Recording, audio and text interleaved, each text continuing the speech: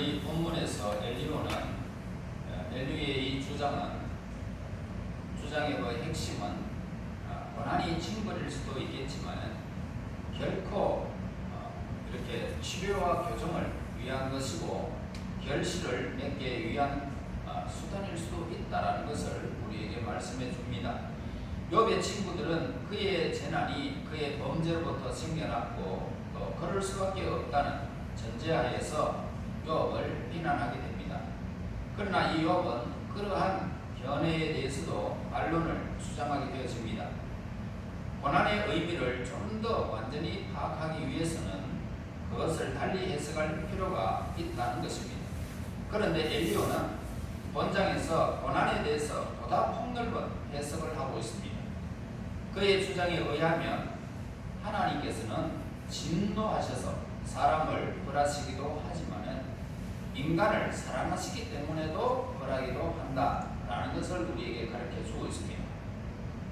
즉 사람들의 양심을 띄워주고 또 교훈을 주고 또 보다 폭넓은 시각을 갖추게 하기 위해서도 벌하기도 한다는 그런 것입니다. 또한 그들을 깨끗하게 함으로써 보다 좋은 열매를 많이 맺게 하기 위해서 그리고 영적으로 활력이 있을 때에도 물리칠 수 있는 무기력으로부터 그들을 건져내기 위해서도 그들이 그리고 좋은 습관일지라도 그것이 더 이상 성장하고 변하지 못할 경우에 흔히 생겨나는 타락으로부터 그들을 구해내기 위해서 벌하시기도 한다라는 것입니다. 자, 이러한 엘리오의 견해는 그의 시대 이후로 아주 평범한 사실이 되어 왔습니다. 하지만 이러한 평범한 진리가 욥과 그의 친구들에게서는 이렇게 깜짝 놀랄 만큼 새로운 것이었습니다. 구약 성경은 신약 성경보다 진리를 상징하는 자연현상을 더욱 많이 묘사하고 있습니다. 자, 부드러운 구름 사이로 내리는 그런 눈이나 광활한 창공은 자연 속에서 계시는 하나님의 모습을 거기에 있어서 잘 나타내 주고 있습니다. 어린아이에게 있어서 눈이 내린다는 것은 거대한 한 마리의 새가 되어져서 지구가 허물을 벗듯이 떨어내는 깃털과 같이 신비한 현상으로 어린아이에게도 보일 수 있습니다. 또한 눈은 꽃과도 같아서 빗방울을 맞고 막 피어나는 한 송이의 꽃봉오리와도 같은 것입니다. 또한 시를 쓰는 시인의 생각에 따른다면 눈은 하늘나라에서 농부가 이 땅의 식물들을 잘 자라게 하기 위해서 호수나 바다에서 물을 빨아들여서 적절한 시기에 땅에 떨어뜨리게 만드는 것입니다. 자, 하나하나의 이 눈송이 모두가 인간의 손으로 만들 수 있는 그 어떤 것보다 더할 수 없이 절묘한 것임을 우리는 알 수가 있습니다. 여러분들이 아시다시피 하나하나의 눈송이 자체도 아름답지만 눈이 흩날리는 모습은 더욱 매혹적입니다. 눈은 마치 새가 다시 하늘을 날기 위해서 잠시 나뭇가지에 사뿐사뿐 앉듯이 땅 위에 그 눈들이 서럽서럽 내리는 모습을 보게 됩니다. 눈은 앙상하게 남은 나뭇가지 위에 하얗게 서여 진기하고 우한 하얀 용담과 같이 부드럽게 나무를 감상하게 됩니다. 자, 이 얼마나 아름다운 모습입니까? 또한 바람이 불어와서 눈이 날리게 되면 길 가장자리에 얕게 쌓이게 되어져서 가운데만 이렇게 선을 이렇게 막 그리는 모습을 보게 되죠. 바람이 샥 불면은 선을 그리면서 그 눈들이 이렇게 한쪽으로 몰리면서 선을 싹 그리는 모습을 우리는 보았을 것입니다. 자, 이러한 선은 인간이나 그 밖에 어떤 도구를 사용해도 그릴 수 없는 하나님의 창조의 능력을 우리에게 보여주는 것들입니다. 연약하기 짝이 없는 눈입니다. 그런데 이 눈의 힘을 깊이 우리가 생각해 볼 수도 있습니다. 그 어떤 것이 눈보다 더 부드럽고 연약할 수 있겠습니까? 하나의 눈을 우리가 상징한다면 그 눈은 보잘것없습니다. 눈은 결코 소총의 탄알처럼 요란하게 쏟아지지도 아니하고 활처럼 재빠르지도 못합니다. 그리고 먹이를 향해서 공중에서 재빠르게 내려 이렇게 덮치는 매와 같이 날새지도 않습니다. 그러나 눈은 이 모든 것들을 뒤덮어 버립니다. 그리고 정복할 수도 있고요. 이 강한 것들이 미쳐보기도 전에 내리덮고 곧 사라져 버리는 것입니다. 자, 그래서 저 눈은 비록 보기에는 연약하기 이를 데 없지만은 아무리 강력한 이 세상의 정복자라 할지라도 그 눈의 힘을 능가할 힘을 가진 사람은 없다는 것입니다. 어린아이들이 눈을 뭉쳐서 놀 때가 있습니다. 이때 눈은 전혀 저항하지 아니하고 그 아이들이 의지에 따라서 그대로 눈들은 복종하게 됩니다. 이처럼 눈은 연약한 것 같으나 강하고 강한 힘을 가지고 있는 것 같지만은 순종의 미덕을 잃지 않는 눈의 모습을 보게 됩니다. 이 세상에서 눈보다 강하게 보이는 모든 것들도 눈에 의해서 새롭게 태어나는 모습도 우리는 발견할 수가 있습니다.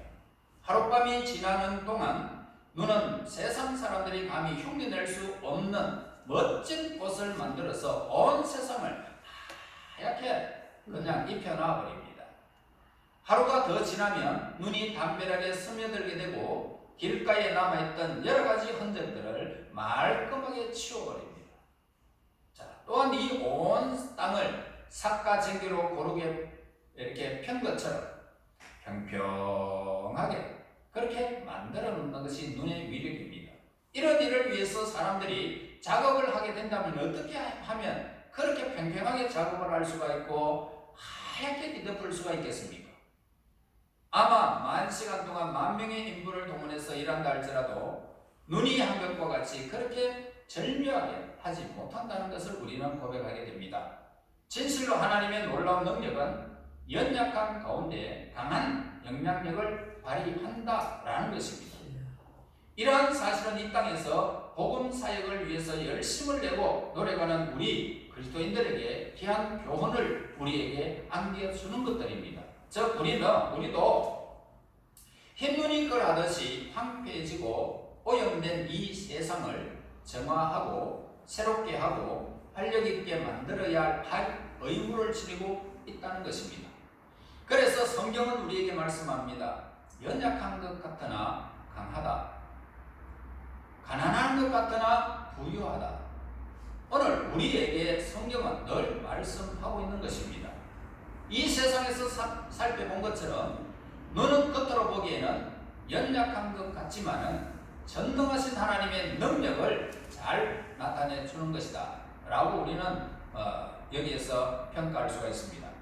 자, 6절에서 7절 말씀 보면은 눈을 명하여 땅에 내리라 하시며 적은 비와 큰 비도 내리게 명하시느니라. 그가 모든 사람의 손에 표를 주시어 모든 사람이 그가 지으신 것을 알게 하려 하심이라. 자, 이 말씀에서 겨울에 관한 이야기를 하고 있습니다. 오늘 이 말씀은 겨울에 관한 이야기죠. 겨울에는 온 땅에 서리가 내려서 모든 것이 꽁꽁 얼고 온 세상이 눈으로 뒤덮이게 될 때도 있다는 것입니다. 추운 겨울에는 모든 인간의 활동과 힘이 줄어들게 됩니다. 그래서 평소의 활동 범위를 많이 축소시켜버리죠. 저 겨울은 농한기로서 이제 농부들의 일손이 많이 한가해질 뿐만 아니라 집 밖에서 일하는 일손도 한가해지고 일을 하는데 꼭 필요한 재료들도 추위에 얼어붙게 되므로 일을 할 수가 없는 처지게 되는 것입니다. 자, 이 말씀을 보다 넓게 우리가 생각해 볼 때는 하나님께서 모든 면에서 인간에게 한계를 정하셨다라는 사실을 우리에게 가르쳐 주는 것입니다. 우리 인간에게는 한계가 있다, 겨울처럼. 그래서 다른 모든 것과 관련해서 볼 때 우리는 우리의 손이 제한되어 있다는 것을 발견할 수가 있습니다. 우리가 못하는 것들이 많아요. 그래서 바로 이것은 의심할 여지도 없이 유한한 인간에게 따라오는 필연적인 그런 결과로 우리는 결과다고 할 수가 있습니다. 자, 하나님은 우리들에게 모든 필요한 것들을 주시는 이 사실을 우리들이 바로 깨닫게 하기 위해서 우리의 손을 제한시키고 때로는 멈추게 하신다는 것입니다. 자, 그런데 우리가 지금까지 하나님께서 만약에 우리 손을 멈추게 하시고 우리의 손을 이렇게 제한시켜 버리면 우리는 할 것이 아무것도 남지 않습니다. 모든 것이 우리가 멈춰져 버립니다. 하나님께서 멈추게 하시면 멈출 수밖에 없는 연약한 인생임을 우리에게 밝혀주는 것입니다. 자, 하나님이 우리에게 제한을 두지 않으셨다면 우리들은 하나님을 의지하지 않았고 세상의 물질만 의지하면서 이 세상을 향하여 그냥 막 갔을 것입니다. 그런데 하나님 우리에게 멈추는 그런 제한된 일을 우리에게 하셨기 때문에 우리가 하나님을 의지할 수 있는 그런 믿음이 우리에게 있었던 것입니다. 그러므로 믿음은 어디에서 왔습니까? 하나님께로부터 온 것입니다.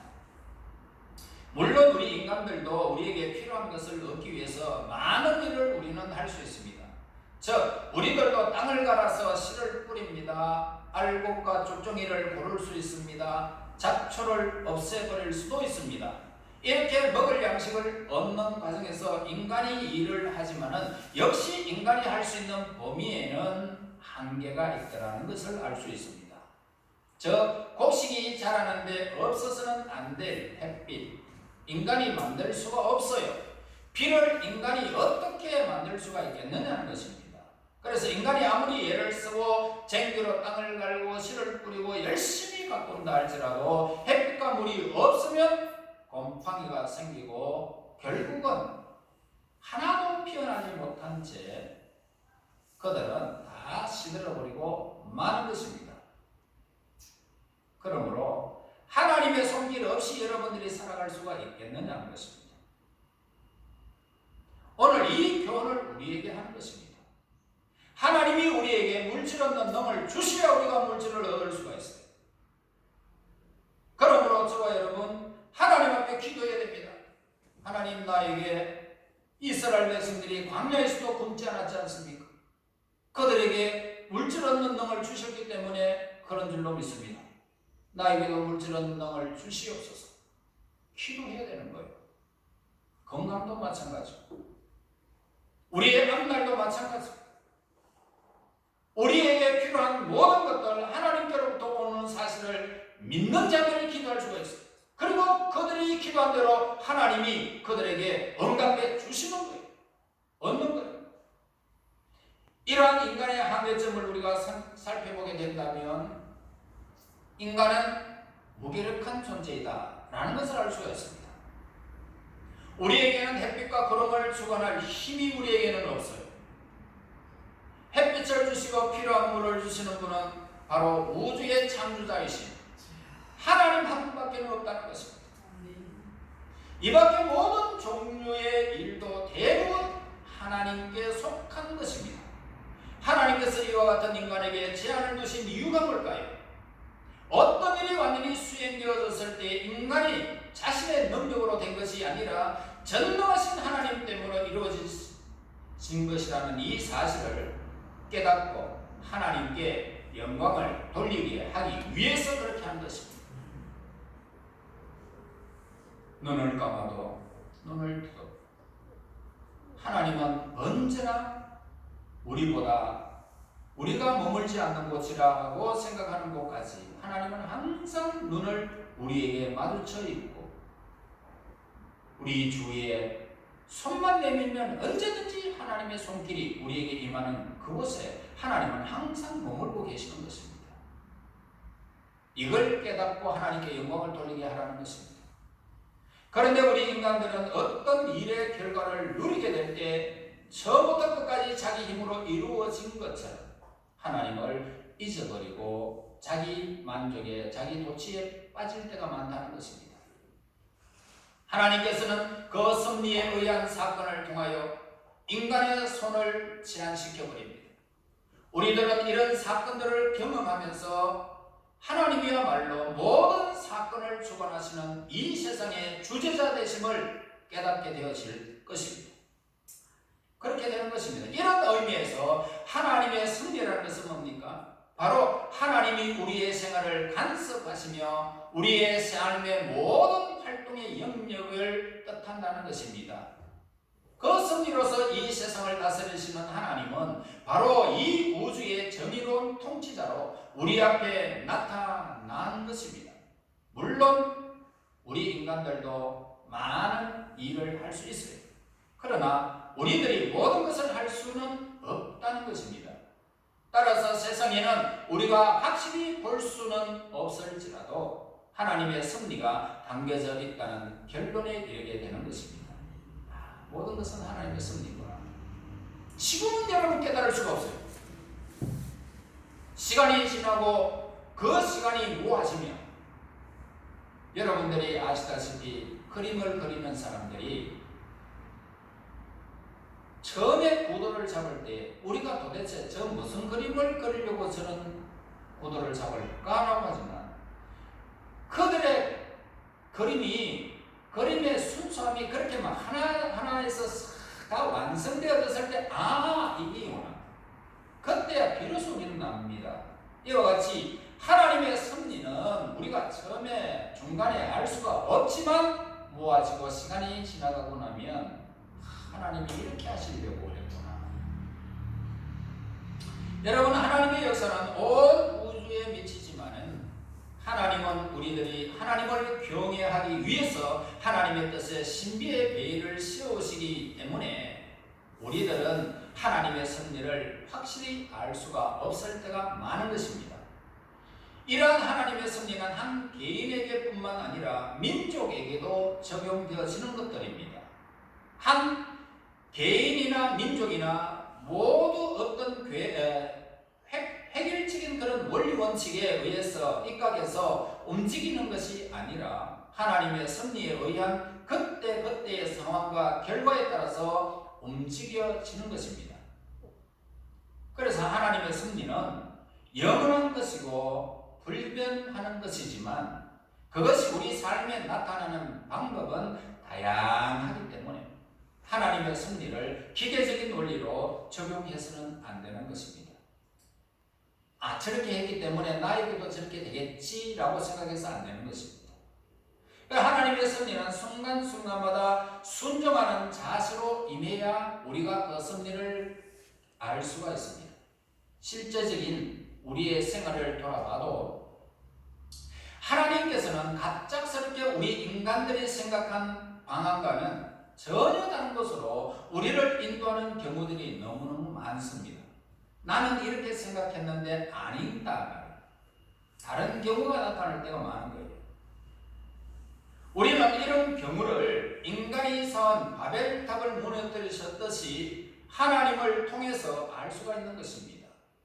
우리의 생각은 하나님이 바벨탑을 하나로 뭉쳐서 바벨탑을 막 쌓아가는 인간들에게 언어를 흐트러 가지고 확 뭉개져 버렸듯이 오늘 우리의 삶의 이 바벨탑을 내가 아는 믿음의 그 요소 그거 한 가지로 내가 주관하는 믿음 그걸 가지고 내가 쌓아 올라갈 때 아닌 것을 알고는 하나님이 흐트러 버립니다. 그래서 나는 아니죠. 내가 계획했던 것들이 아니고 하나님의 방법대로 여러분들을 인도하는 것입니다. 하나님은 우리들에게 갈등과 고통을 주십니다. 그럼으로써 우리들의 손을 제한시켜버립니다. 우리는 이러한 갈등과 고통을 통해서 하나님께서 우리들 개인적인 삶 속에서도 활동하신다는 사실을 늘 깨닫게 되어지는 것입니다.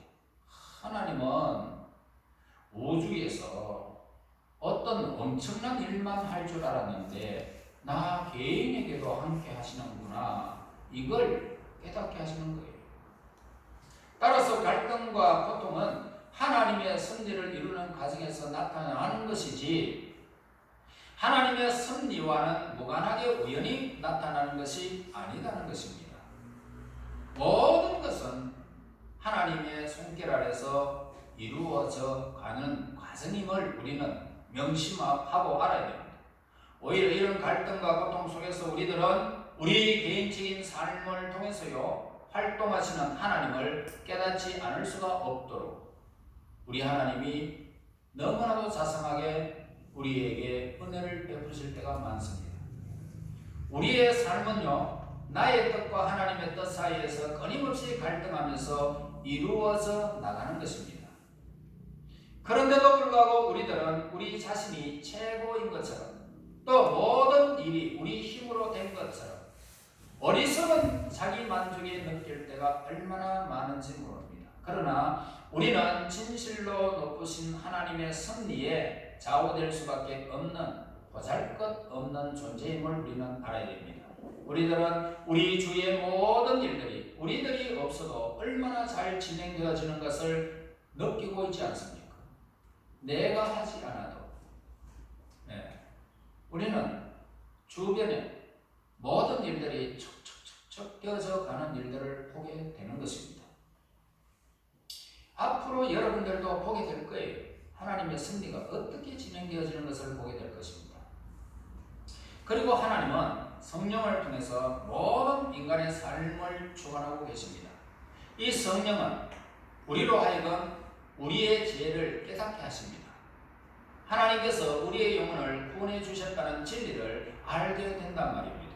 또한 하나님께서는 우리의 양심을 통해서도 활동하시면서 우리의 손을 제한시켜 버립니다.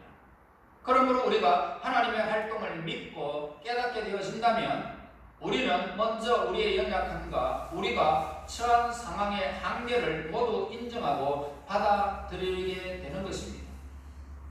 하나님의 섭리에 완전하심이 없다면 하나님은 다른 속성들도 결코 완전할 수가 없습니다.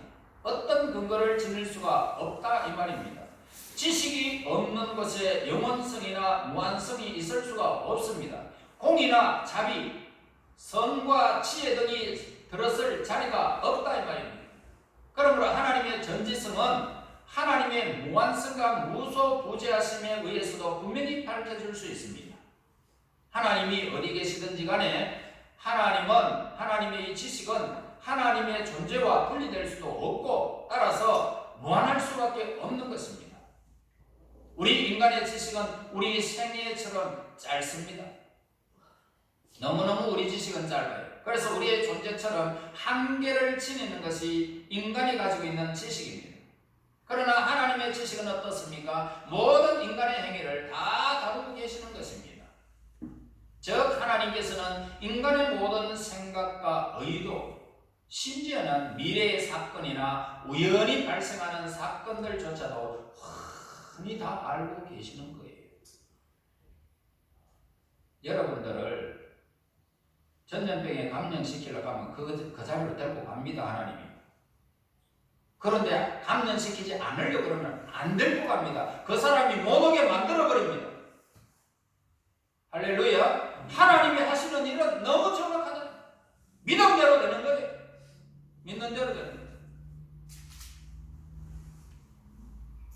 그러므로 아주 우연히 발생하는 것 같은 사건들조차도 결코 하나님의 섭리의 그 범위를 벗어날 수가 없다. 벗어날 수가 없다. 그러므로 우리의 지식으로는 무한한 지식들을 이해할 수가 없다 이 말입니다. 여러분의 지식으로 어떻게 하나님을 평가하고 어떻게 하나님을 알 수 있느냐 말입니다. 우리 인간의 행위가 자유롭지 못한 것이 아닙니다. 그래서 지식이 제한되는 것이 아니에요. 만약 그렇다면 모든 종교가 필요 없게 될 것입니다. 인간의 행위에는 자유가 있습니다. 인간의 자유로운 행위가 하나님의 섭리와 부합되지 못할 뿐이라는 것입니다. 그런데 우리는 하나님의 지식에 관한 모든 특성들을 자세하게 설명할 수는 없고 다만 몇 가지 일반적인 것만 우리는 알 뿐입니다. 하나님의 지식은 천사나 인간의 지식과 같이 부분적인 지식이 결코 아닙니다. 그것은 모든 상황에 대한 완전한 지식이 하나님께 있습니다. 하나님의 지식은 모든 사물이나 상황에 대해서 아주 미시한 것일지라도 분명하고 또렷하게 자세하게 파악하는 지식입니다.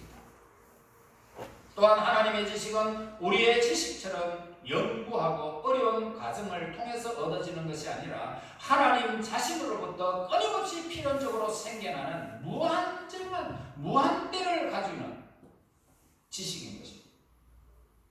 결론적으로 우리가 만약 하나님의 지식이 완전하다라고 우리가 믿는다면 우리는 그것을 찬양하고 받아들여야 하는 것입니다. 무엇을요? 눈물 날 때도, 고통스러울 때도, 내가 제한되어서 아무것도 할 수 없는 때에도 하나님의 섭리를 인정하라 이 말이에요. 받아들이는 것, 하나님의 지식이 완전하다는 것을 믿는다면 우리는 모든 상황을 받아들이는 거예요. 하나님의 섭리 안에서 나는 정금같이 나오리로, 나는 정금같이 나오리로. 그리고 만약 하나님께서 우리 내부의 비밀까지 모두 아신다고 한다면 우리는 공적으로나 사적으로 거룩하고 경건한 대화를 나누면서 하나님의 섭리를 의식하고 우리는 살아가야 하는 것입니다. 공적이든 사적이든, 나라의 일들이든, 오늘 우리 한 개인의 일들이든, 우리 교회의 일들이든, 모든 것들을 우리가 그 섭리를 의식하면서 살아라. 하나님의 섭리를. 만약 하나님께서 미래의 모든 일들을 아신다라고 한다면 우리는 단지 하나님의 섭리를 믿고 신뢰하기만 하면 되는 거예요. 다가올 미래에 대한 불안을 조금도 느낄 필요가 없다 이 말입니다. 여러분들의 미래 하나님이 다 알고 섭리하고 계신다는 것을 믿는 자는 두려움 없습니다. 그러므로 미래에 내가 어떻게 될까? 어리석은 생각 버려야 됩니다. 미래에는 하나님의 그 지식, 완벽한 그 지식이 나 한 사람을 만들어 갈 것이다. 이 믿음으로 살아가는 거예요. 두려움 없습니다. 믿는 자에게는 넘치 못할 일이 없다 이 말이에요. 하나님 자신만이 인간의 생각을 아시기 때문입니다. 여러분들이 어떤 길을 걸어가고 어떻게 만들어야 여러분들이 가장 하나님께 영광을 돌리고 찬양하는 백성으로 만들지 하나님이 너무나 잘 아시고 그 길로 인도하고 계시는 것입니다. 믿음이 없다면 믿음을 주실 것입니다.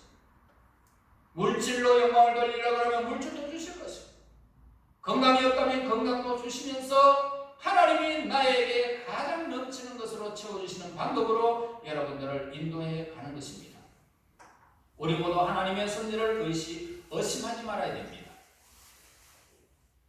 어떤 사람만 향하는 것이 아니라 하나님의 백성은 누구든지 하나님 백성 아닌 사람도 사랑하지만 우리 하나님의 백성들을 사랑하지 않는 백성들이 아무도 없습니다. 누구만 지적해서 사랑하는 법이 없습니다. 여러분 하나님의 사랑을 깨달아야 됩니다. 나를 향하신 하나님, 나만의 꼭 필요한 나의 삶을 주관하시는 그 하나님. 여러분 우리는 아브라함과 이삭과 야곱이 아닐지라도 그들처럼 우리도 정확한 위치로 우리의 삶을 인도해 주실 분은 우리 아버지밖에 없다는 것을 깨달으시고 의심하지 마시고 지식에 뛰어난 하나님의 섭리에 늘 순종하여 하나님의 기쁨이 되시기를 예수님의 이름으로 축원합니다. 하나님 은혜 감사합니다. 우리가 무엇인데 이처럼 사랑하사 보잘것없는 눈을 가리키면서 하나님 그 눈이 연약하지만 모든 것을 덮어버리는 하나님의 뜻을 보았습니다.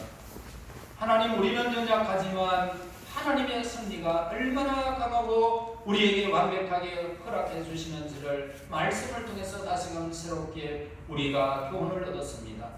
이제 하나님 이 땅에 살아가면서 두려움 없이 살아가게 하옵소서.